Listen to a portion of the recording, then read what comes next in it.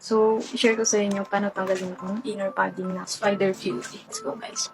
Una, tanggalin muna natin itong visor. Hilahin nyo lang yun dito. May spring na yan. Yan. Tanggalin na. Kabila. Meron din dyan.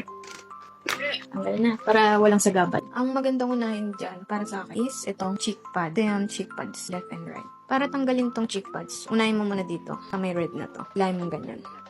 Is hanggang dito. Dito. Tapos sa loob niyan, may mga lock yan. May color red dyan na lock. Yun. Tanggalin mo yan. Hilahin mo lang yan.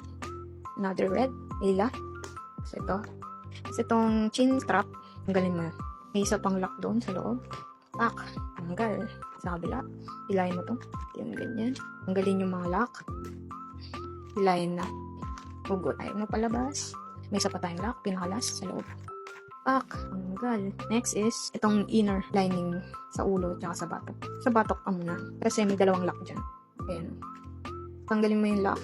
Ang maganda dito sa spider is kahit tanggalin mo or ibalik mo, naigpit pa rin siya. Tanggal na, no? Siya na kayo dyan, ha? Nag-DIY kasi ako ng tapos nilagyan ko yan ng tape. DIY na pampasikip ng helmet. Next is ito. Medyo maigpit din to, eh. Kaya mo lang yan, guys. Kaya na pala isang kamay, eh. Tanggal na yung inner sa ulo.